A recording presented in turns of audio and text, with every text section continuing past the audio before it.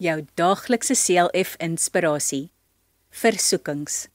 Maar Jesus sê vir hom, gaan weg Satan, want daar is geskrywe, die Here jou God moet jy aanbid en hom alleen dien. Matteus 4 vers 10. Omdat Jesus ook 'n mens was, het die duiwel hom probeer weglei van God af. Jesus was in die woestyn en het begin honger word. Die duiwel het gesê dat as Jesus die seun van God is, hy die klippe in brood kan verander. Jesus se antwoord was dat 'n mens nie net van brood alleen kan lewe nie, maar ook die woord van God nodig het. Die duiwel het toe aan Jesus gesê dat as hy hom aanbid, hy die koninkryke van die aarde aan Jesus sou gee. Maar Jesus het die versoeking weerstaan en gesê dat net God aanbid mag word. Soos Jesus vir ons gewys het hoe om versoekings te weerstaan, so moet ons ook sterk wees om die versoekings wat oor ons pad kom te weerstaan. Vra net die Here om jou in sulke tye te help.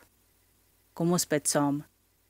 Here, help my asseblief om die versoekings wat elke dag oor my pad kom, te weerstaan.